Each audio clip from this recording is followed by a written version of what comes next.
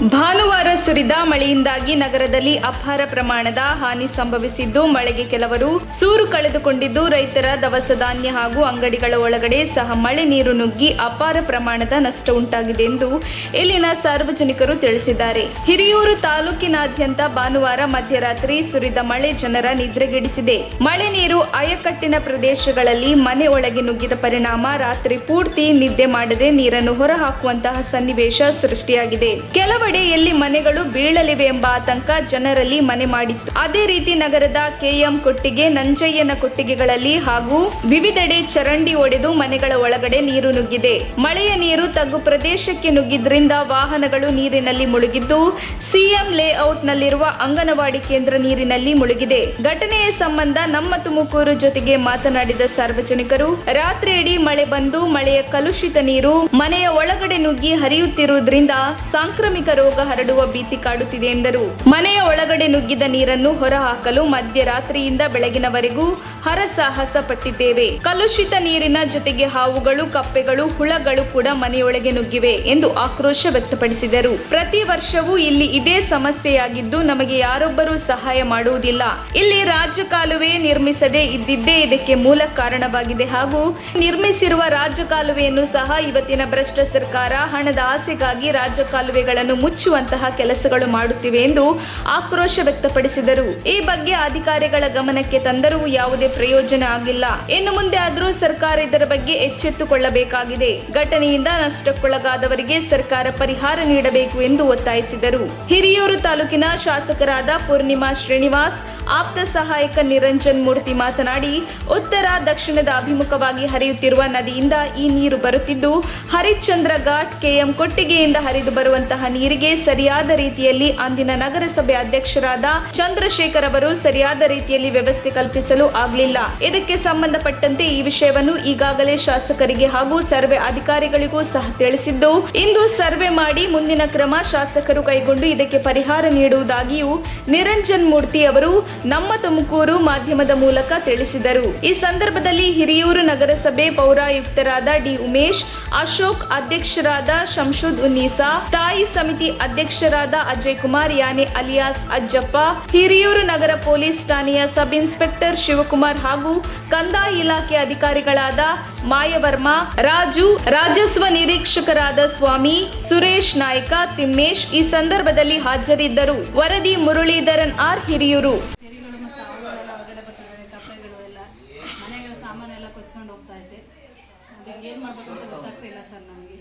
ನೀರು ಯಾವಾಗಿಂದ ಬಂದಿರೋದು?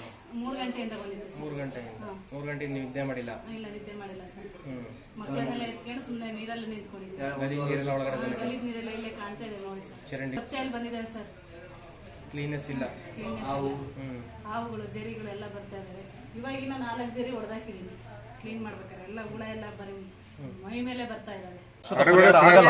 ಪ್ರಯೋಜನ ಇಲ್ಲ. ಅದು ಆಕ್ಚುಲಿ ಪರಿಹಾರ ಇದಕ್ಕೆ ಒಂದೇ ಒಂದು ಪರಿಹಾರ ಅಂತಂದ್ರೆ, ಇವಾಗ ಲೇಔಟ್, ಇಡೀ ಲೇಔಟ್ಗೆ ನೀರು ಬರ್ತಿರೋದೆಲ್ಲ ಎಲ್ಲಿಂದ ಅಂತಂದ್ರೆ ಸೀದಾ ಮೇಲಿಂದ ಬರ್ತಿದೆ, ಕೊಟ್ಟಿಗೆಯಿಂದ ಬರೋದ್ರಿಂದ ಏನಾಗುತ್ತೆ ಅಂದ್ರೆ ಅದಕ್ಕೆ ಒಂದು ರಾಜಕಾಲುವೆ ಆಗಬೇಕು. ರಾಜಕಾಲುವೆ ಆಗಿ ಬಂದ್ರೆ 2013ರಲ್ಲಿ DC ಅವರು ಬಂದು ಇದಕ್ಕೆ ಮಾಡ್ರಿ ಅಂತ ಹೇಳೋಗಿದ್ರು. ಬಟ್ ಅದು ಸ್ಥಗಿತಗೊಂಡಿದೆ. ಅದು ಸ್ಥಗಿತ ಯಾಕಾಯ್ತು ಅಂತ ಗೊತ್ತಿಲ್ಲ. ಅಲ್ಲಿಂದ ನಾವು ಹಲವಾರು ಸರಿ ಲೇಔಟ್ನಲ್ಲ ಅದಕ್ಕೆ ಪರಿಹಾರ ನಮಗೆ ದೊರಕಿಸ್ಕೊಡ್ರಿ ಅಂತಂದೇಳಿ ಅರ್ಜಿ ಎಲ್ಲ ಕೊಟ್ಟಿದ್ದೀವಿ. ಅರ್ಜಿನ ನಗರಸಭೆ ಅದಕ್ಕೆಲ್ಲ ಕೊಟ್ಟಿದ್ದೀವಿ. ಮತ್ತು ನಗರಸಭೆಯವರು ಅದಕ್ಕೆ ಯಾವುದೇ ಇದುವರೆಗೂ ತೀರ್ಮಾನ ಇದನ್ನ ತಗೊಂಡಿಲ್ಲ ಅವರು. ಅದಕ್ಕೆ ಮತ್ತೆ ಪರಿಹಾರ ಆಗ್ಬೇಕು ಅಂತಂದ್ರೆ ಇದು ಸಮಸ್ಯೆ ಬಗೆಹರಿಬೇಕಂದ್ರೆ ಇದಕ್ಕೆಲ್ಲ ಅಧಿಕಾರಿಗಳು ಸ್ಪಂದಿಸಬೇಕು. ಏನಾದ್ರು ಒಂದು ವ್ಯವಸ್ಥೆ ಮಾಡಬೇಕು. ಅವರು ಬಂದು ಡಿಸಿನ ಆಗಲಿ MLA ಮುಂದೆ ನಿಂತ್ಕೊಂಡು ಈ ಕೆಲಸ ಮಾಡಿದ್ರೆ ಒಂದು ಜನಗಳಿಗೆ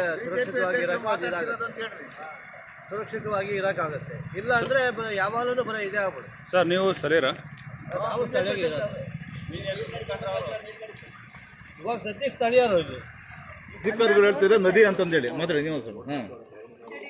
ಇದು ನೋಡಿ, ಇದು ಈ ಸಮಸ್ಯೆ ಯಾವಾಗಿಂದ ಅಂದರೆ ಮೊದಲ ಬಾರಿ ಗೊತ್ತಾಗಿದ್ದು 2013ರಲ್ಲಿ ಅತಿಯಾದ ಮಳೆ ಬಂದಾಗ ಈ ಏಕದಮ್ CM ಲೇಔಟ್ ಒಳಗಡೆ ನೀರು ನುಗ್ಗಿ ವಾಮದೇವಿ ಸ್ಕೂಲ್ ಹಿಂಭಾಗ ಎಲ್ಲ ನೀರು ನುಗ್ಗಿತ್ತು. ಆ ಸಂದರ್ಭದಲ್ಲಿ ಇದನ್ನು ವಿಚಾರ ಮಾಡಿದಾಗ ನೀರು ಈ ಕಡೆ ಏನೋ ಕೊಟ್ಟಿಗೆ ಮತ್ತು ಮೇಘಲೆ ಗಾರೆದಿಂದ ಅಂತ ಕರಿತೀವಲ್ಲ, ಆ ಕಡೆಯಿಂದ ಬರ್ತಕ್ಕಂಥ ನೀರು ಏಕದಮ್ ನುಗ್ಗಿ ಮತ್ತು ರಾಜಕಾಲುವೆ ಏನು ಸರಿಯಾಗಿ ನಿರ್ಮಾಣ ಆಗದೆ ಇರೋ ಕಾರಣಕ್ಕೆ ಇದು ನೀರು ಹಿಂಗೆ ಈ ಥರ ಬರ್ತಾ ಇತ್ತು. 16ರಲ್ಲಿ ನಮ್ಮ ಚಂದ್ರಶೇಖರ್ ಅವರು ಅಧ್ಯಕ್ಷರಾಗಿದ್ದರು, ನಗರಸಭೆ ಅಧ್ಯಕ್ಷರು. ಆ ಸಂದರ್ಭದಲ್ಲಿ ಅವರು ಗ್ರಾಂಟನ್ನು ಹಾಕಿ ನಮ್ಮ ಈ ಕಡೆಯಿಂದ ಏನೋ ವಾಗ್ದೇವ್ ಸ್ಕೂಲ್ ಹಿಂಭಾಗದಿಂದ ಇಲ್ಲಿವರೆಗೂ ಇಲ್ಲ, ಅವ್ರದ್ದೇನು ತಪ್ಪಿಲ್ಲ. ಅವ್ರು ಬಂದು ಕಾರ್ಯಕ್ರಮ ಮಾಡ್ಬೇಕಂತ ನಮ್ಮ ಮನೆ ಪಕ್ಕನಿದೆ, ನಮ್ಮ ಮನೆ ಮಾಡ್ಬೇಕಂತ ಅವ್ರು ಪ್ರಯತ್ನ ಮಾಡಿದ್ರು. ಆದರೆ ಜಮೀನು ಬಿಟ್ಕೊಡ್ತಾ ಇಲ್ಲ. ನಾವು ಅಕ್ಕಪಕ್ಕ ಹೇಳಿದ್ರೆ ನಾವ್ಯಾಕೆ ಇಲ್ಲಿ ಬಿಟ್ಕೊಡ್ಬೇಕು, ನಮಗೇನು ಸಂಬಂಧ ಅಂತ ಆಯಮ್ಮ ಹೇಳುತ್ತೆ. ಅದರಿಂದ ಇವರು ನಗರಸಭೆಯವರು ಒಂದು 2 ಮೀಟರ್ ಜಾಗವನ್ನು ತಗೊಂಡು ದುಡ್ಡು ಕೊಡ್ತೀವಿ ಅದೇನಂತ ಇವಾಗ ಎಂತೆಂಥ ರೋಡುಗಳೇ ಹೊಡಿತಾರೆ. ಇದೇನು ಆಯಮ್ಮಂತೇನು ದೊಡ್ಡದಲ್ಲ. ಇಷ್ಟು ಜನಕ್ಕೆ ತೊಂದರೆ ಆಗೋದು. ಆಯಮ್ಗೊಂದು ತೊಂದರೆ ನೋಡ್ಕೊಂಡ್ರೆ ಇಷ್ಟು ಜನ ಮನೆಗಳು ಅಂಗನವಾಡಿ ಫುಡ್ ಇಲ್ಲ, ಪೂರ್ತಿ ನೆಂದೋಗೈತೆ. ಈಗ ಅದನ್ನು ವಿಡಿಯೋ ಮಾಡಿದ್ವಿ. ಈ ಥರ ನಡೀತಿರ್ಬೇಕಾದ್ರೆ ಆಯಮ್ಮನ ಒಬ್ಬಳದೇನು ಅಧಿಕಾರಿಗಳು ಇಷ್ಟೊಂದು 2013ರಲ್ಲಿ ಇದೇ ಥರ ಮಳೆ ಬಂದು, ಇದಕ್ಕಿಂತ ಹೆಚ್ಚಿನದಾಗಿ ಮಳೆ ಬಂದು ಎಲ್ಲ ಕಂಪ್ಲೀಟಾಗಿ ಪ್ರತಿ ಮನೆಗಳಿಗೂ ನೀರು ನುಗ್ಗಿತ್ತು. ಹಂಗಾಗ್ಬಿಟ್ಟು ಇಲ್ಲಿ ಸಮಸ್ಯೆನ ಅವತ್ತು ಚಿತ್ರದುರ್ಗದ DC ಅವರು ಬಂದು ಇದನ್ನೆಲ್ಲ ಅವ್ರ ಗಮನಕ್ಕೆ ತಂದಾಗ ಅವರೇ ಬಂದು ಎಲ್ಲ ಕಂಪ್ಲೀಟಾಗಿ ಸರ್ವೆ ಮಾಡಿ ನೋಡಿದಾಗ ಕಂಪ್ಲೀಟಾಗಿ ನಗರಸಭೆ ವ್ಯಾಪ್ತಿಯವರು ಎಲ್ಲ ಬಂದು ನೋಡಿ ಅವತ್ತು ಒಂದು ಡ್ರೈನೇಜನ್ನು ಮಾಡಿಸಿದ್ರು. ಈಗ ಆ ಡ್ರೈನೇಜ್ ಮಾಡಿಸಿದ್ರು ಸಹ ಹಿಂದ್ಗಡೆ ಡ್ರೈನೇಜ್ ಇದ್ದಿದ್ರೆ ಈ ಸಮಸ್ಯೆ ಉದ್ಭವಿಸ್ತಿರ್ಲಿಲ್ಲ. ಒಂದು ಸ್ವಲ್ಪ ಕೇರ್ ತಗೊಂಡಿದ್ರೆ ಯಾವ ಸಮಸ್ಯೆ ಬರ್ತಿರ್ಲಿಲ್ಲ ಸರ್. ಅವ್ರು ಏನು ಕೇರ್ ತಗೊಂಡೇ ಇರೋದ್ರಿಂದ ಎಲ್ಲ ನೀರು ಇಲ್ಲೇ ಬರ್ತಾ ಇದೆ. ಈಗ ಅಧಿಕಾರಿಗಳು ನಾವು ಗಮನಕ್ಕೆ ತರ್ತಾನೆ ಇದ್ದೀವಿ. ಪಾಪ ಅವರು ಪ್ರಯತ್ನ ಪಡ್ತಾನೆ ಇದ್ದಾರೆ. ಆ ಕಡೆ ಇಲ್ಲ ಜಮೀನರ ಹತ್ರನ ತುಂಬ ಸತಿ ಮಾತಾಡಿದ್ದಾರೆ ಸರ್. ಅವರು ಒಂಚೂರು ಏನೋ ತಲೆಗೆ ಸಿಂಗಲ್ ಆಗಿದೆ ಅಂತ ಅಮ್ಮ ಆದ್ರೂ ಅಮ್ಮ ಭಾಳ ಹೋಗಿ ಏನಾದರೂ ಮಾಡೋಕ್ಕೆ ಹೋದ್ರೂ ಅವರು ನಗರಸಭೆಯವರಿಗೆ ಕೇರ್ ಮಾಡ್ತಾ ಇಲ್ಲ ಅಮ್ಮ. ಅದರಿಂದ ಇದು ಭಾಳ ಸತಿ ಹಿಂಗಾಗ್ಬಿಟ್ಟು ಮಕ್ಕಳು ಅಂಗನವಾಡಿಗೆ ಬರೋದು ಭಾಳ ಕಷ್ಟ ಆಗುತ್ತೆ ಸರ್. ಅಂಗನವಾಡಿಯಲ್ಲಿರೋ ಒಳಗಿರೋದೆಲ್ಲ ಫುಡ್ಗಳೆಲ್ಲ ಹೋಗ್ಬಿಟ್ಟಿದೆ. ಆದ್ದರಿಂದ ತುಂಬ ಸಮಸ್ಯೆ ಆಗುತ್ತೆ. ಇವಾಗ ನೋಡಿ ಸರ್, ಇಷ್ಟು ನೀರು ನಿಂತಿದೆ. ಇನ್ನು ಹೋಗೋಕ್ಕೆ 1 ವಾರ ಬೇಕಾಗುತ್ತೆ ಸರ್. ಅದಾದಮೇಲೆ ಮಕ್ಕಳು ಬರಬೇಕು. ಆಮೇಲೆ ಮಕ್ಕಳು ಬಂದರೆ ಯಾರ ಪೇರೆಂಟ್ಸ್ ಏನಂತಾರೆ, ಅಯ್ಯೋ ಯಾವಾಗ ಇದು ಸಮಸ್ಯೆ ಕಣಮ್ಮ, ಮಳೆ ಬರ್ತದೆ, ನಮ್ಮ ಮಕ್ಕಳು ಏನು ವಿದ್ಯೆ ಕಲಿತಾರೆ ಮಾಡ್ತಾರೆ ಅನ್ನೋದು ಪರಿಸ್ಥಿತಿ ಬಂದ್ಬಿಟ್ಟಿದೆ ಸರ್. ಹಳ್ಳ ನೀರು ಹರಿತಕ್ಕಂಥ ಜಾಗ, ಹಳ್ಳದ ನಂಬರು. ಈಗ ನಮ್ಮ ಚಾನಲಿಂದ ಮೇಲೆ ಚಾನಲ್ಲ ನೀರು ಬಿಟ್ಟಾಗೂ ಕೂಡ ನೀವು ಅಬ್ಸರ್ವ್ ಮಾಡಿದರೆ ರಾಜಕಾಲುವೆ ನೀರು ಹೋಗುತ್ತೆ. ಅಂದರೆ ಅಲ್ಲಿಂದ ಬರ್ತಕ್ಕಂಥ ಸೀಪೇಜ್ ನೀರು ಪೂರ್ತಿ CM ಲೇಔಟ್ ಮೇಲ್ಭಾಗ ಏನಿದೆ ಒಂದು ಭಾಗ ಬರುತ್ತೆ. ಹಿಂದೇನು ಸಹ ನಮ್ಮ ಯಜಮಾನ್ರು ಹೇಳ್ದಂಗೆ 2015ನೇ ಇಸ್ವಿನಲ್ಲಿ ಇದಕ್ಕಿನ್ನ ಭೀಕರವಾಗಿತ್ತು. ಅವತ್ತು ರಾಜಕಾಲುವೆ ಇರಲಿಲ್ಲ.